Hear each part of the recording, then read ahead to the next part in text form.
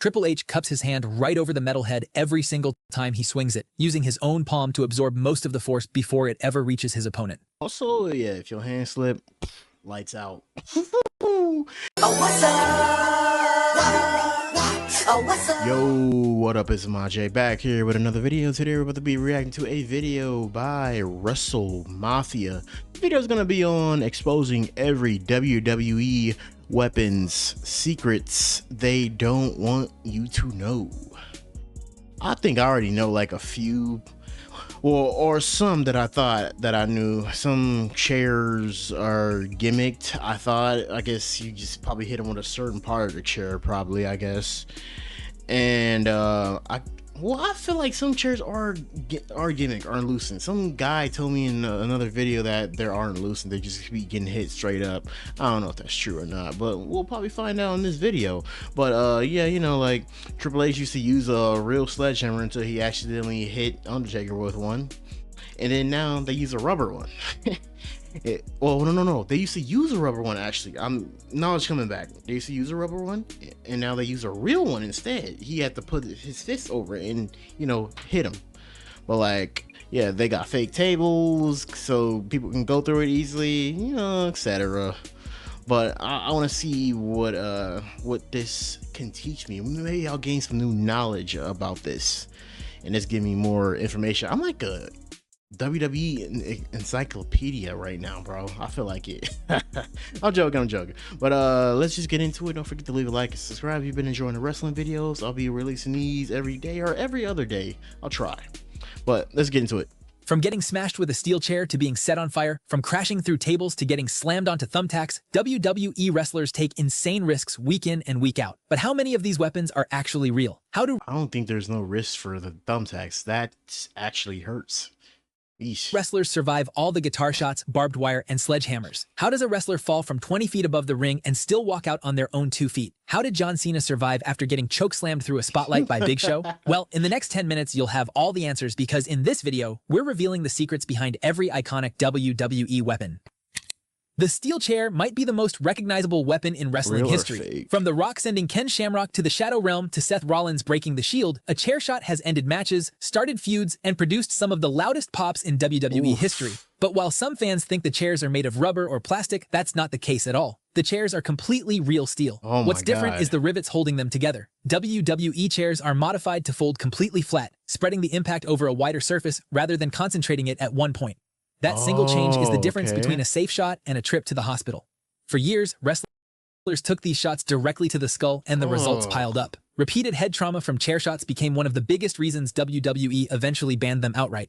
Thank you, they actually banned these, because these literally led to just so many concussions, gave Kurt Angle a broken neck. It's just a lot of stuff just kind of like went to this.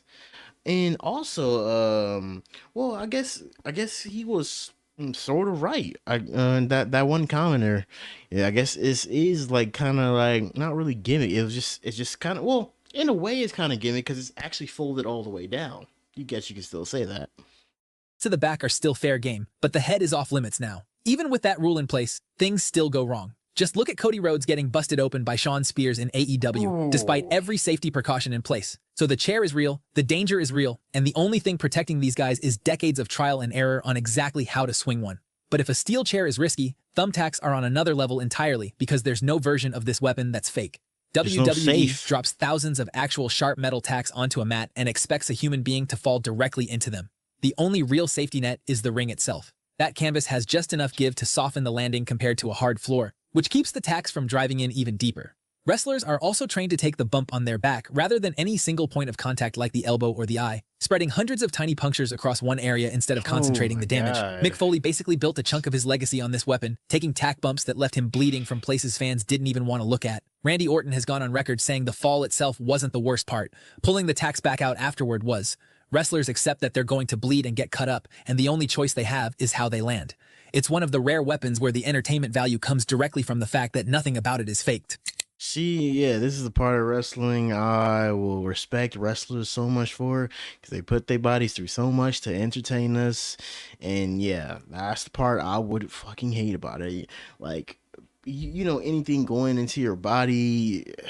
Oh my god, that just hurts, bro. Oh my gosh, thumbtacks, like, uh, man, I could just imagine, like Randy Orton said, pulling those out or on another different fucking level, bro. But going from a weapon that cuts you to one that can actually burn you, fire matches bring a different kind of danger into the ring. The Inferno match looks like something out of a horror movie, but WWE has refined the formula over decades. Kane's arm during the very first Inferno match against The Undertaker was covered with a flame-retardant sleeve, then layered with cooling gel.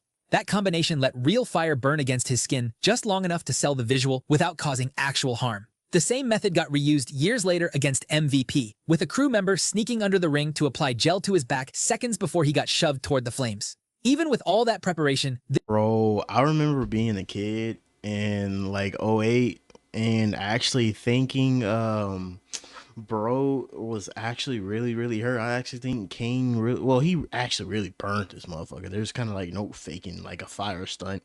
You can add all the cooling gel and all the other stuff that you need. I actually think this nigga was like hospital ridden. This is like before I actually really actually like the kid mystery in my head disappeared with all the fantasies and thinking this was like not, this was like actually real.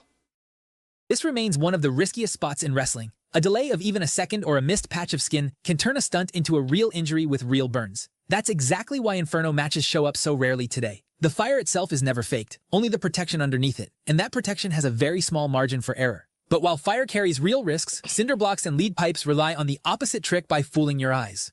WWE replicas of cinder blocks are built from foam and plaster mixtures designed to look exactly like real concrete or metal from a few feet away. They hold their shape, they sound right when they crack, but they weigh a fraction of the real thing. I mean, obviously, yeah, I kind of seen those are kind of like a little fake in a way. Somebody's getting slammed on a damn concrete type of thing, especially with that one Dean Ambrose went through, bro.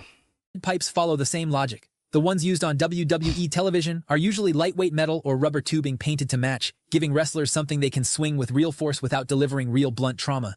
The visual sells the danger, the sound effects do the rest, and the wrestler taking the hit absorbs far less than viewers assume. It's a perfect example of how WWE manufactures fear. I think it's perfect examples on how the wrestler sells it and perfect examples of how they're acting too, because some of them be acting like that really hurts, bro. Especially backstage when somebody gets attacked, all you hear is those metal poles, bro. I think it's like accustomed to somebody getting attacked backstage. If you're ramming them through some, if you don't hear that pole thing, you're not doing a real good attack, bro. But like, yeah, it depends on the acting too and how people sell a hit. Without the actual risk, at least most of the time. Do you remember the time Sheamus powerbombed Sin Cara through a ladder and the ladder broke in half? Later in the video, we'll reveal the trick behind that exact moment. But up next, let's talk about sledgehammers. Sledgehammers belong to one wrestler more than anyone else, Triple H. When he first introduced the weapon back in 1999, it wasn't even real. The head was solid rubber attached to a real wooden handle, light enough to swing freely without putting anyone at risk. The only time an actual steel sledgehammer came out was when Triple H smashed something lifeless, like a table or an announce desk, where there was no opponent around to get hurt. As his character evolved, WWE eventually switched him over to a real sledgehammer for hitting people directly, but they built in a safeguard. Triple H cups his hand right over the metal head every single time he swings it, using his own palm to absorb most of the force before it ever reaches his opponent. It's a small adjustment, but it's the entire reason this weapon hasn't caused a serious injury despite being completely real. The trick. And also, yeah, if your hand slip, lights out. I do not, bro, I wouldn't want to be a part of that like mistake right there. There's a lot of room for error, but like I wouldn't want to be a part of that error right there. But like Triple H has been in the game for a long time. He ain't gonna do like that. He ain't gonna do that and make a whole big ass giant mistake like that. So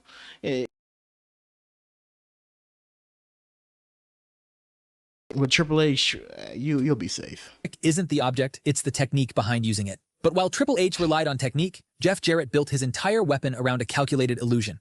Double J's signature guitar shot looked brutal almost every single time, exploding into pieces the moment it touched someone's head. What made that possible wasn't a stunt double or camera trick. I'm not gonna cap. I think this is probably like one of my favorite weapons. Like people get hit with. It explodes, and also it just gives that illusion that somebody really got hurt, bro. And it had so many funny moments moments when he was in WCW, and Beetlejuice was like, "Hey, Slapnut! Hey, Slap!" And then Jeff Jarrett came back and swung that thing. You actually think bro got hurt? He was selling, but Beetlejuice was on the floor selling that shit. Funny as fuck. But yeah, this possibly like one of my favorite ones. Was the guitar itself. These were real, playable guitars, hollowed out on the inside until barely any wood remained, just enough structure to hold its shape until it made contact. The second it connected, it shattered instantly, which created that loud, satisfying crack fans associate with the move. But this weapon also has one of wrestling's most infamous cautionary tales attached to it. When Honky Tonk Man hit Jake Roberts with a guitar, nobody had hollowed it out beforehand. It was a completely solid instrument, and the impact left Roberts legitimately hurt. That moment became the reason WWE started taking guitar prep so seriously going forward. So while the yeah, thank God they started taking it like well. I think Jake the Snake said this. I think this injury kind of sent him spiraling into drinking. I think this was like the one thing that really sent him into that moment that he really started drinking. Like, bro, that guitar shot looked so like it looked like really hurt. I know it really hurt, but like it looked like he was really about to just be.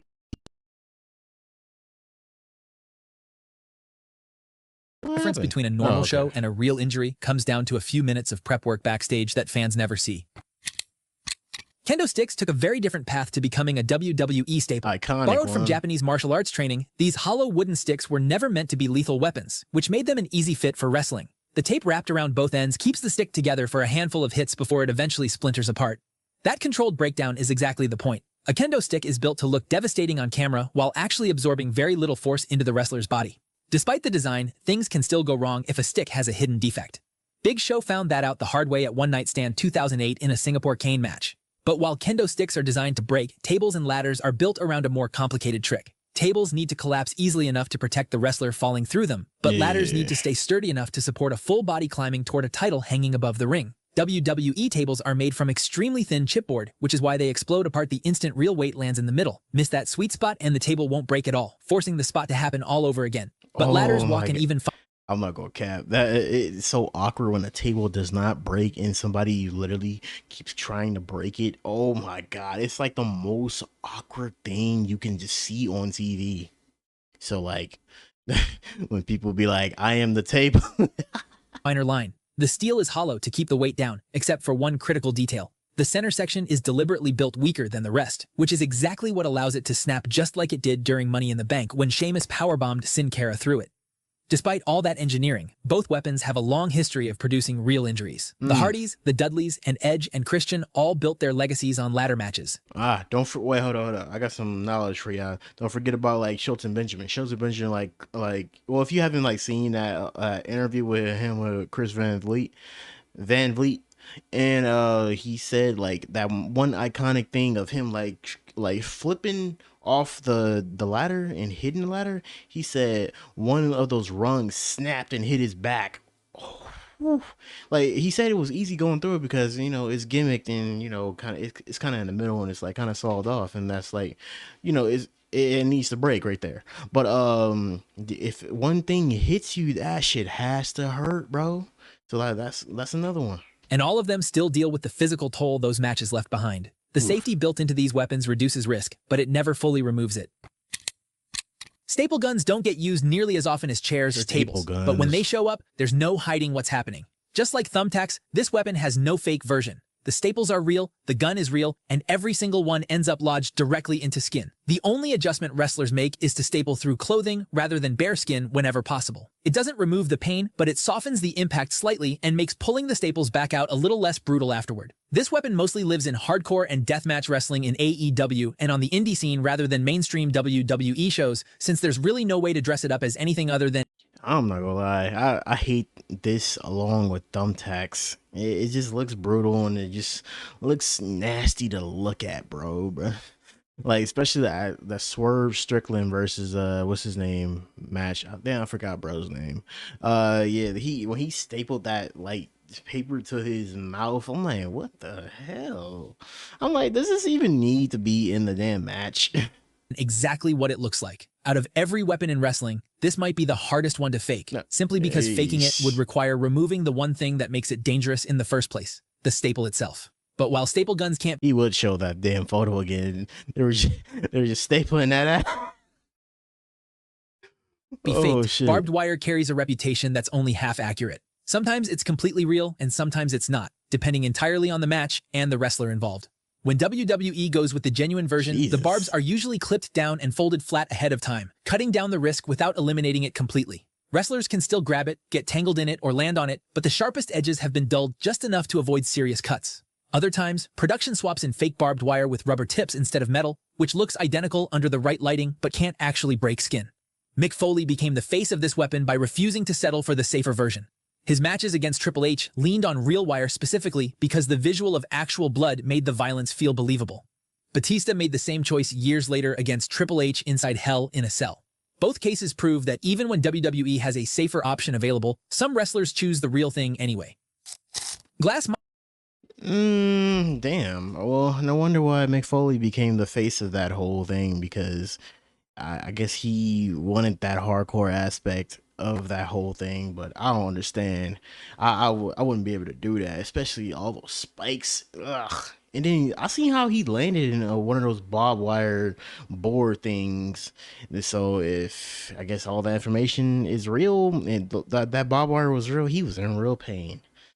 I guess he didn't want to settle for like faking it. Might be the most misleading weapon on this entire list, mainly because it almost never is what it appears to be. Most of the time, WWE uses sugar glass, a material built to shatter on impact without the dangerous edges that come with the real thing. It looks convincing, sounds convincing, and gives wrestlers a way to crash through windows or panels without serious risk. But this weapon has also produced one of the worst mistakes in WWE history. During the 2001 King of the Ring match between Kurt Angle and Shane McMahon, the plan called for Shane to get suplexed through a sheet of glass. However, someone backstage grabbed plexiglass instead of sugar glass, and nobody caught the mix-up until it was too late. When Angle hit the move, the glass didn't break. Shane's head bounced straight off it and slammed into the concrete underneath, and it took a second attempt just to get the glass to shatter the way it was supposed to.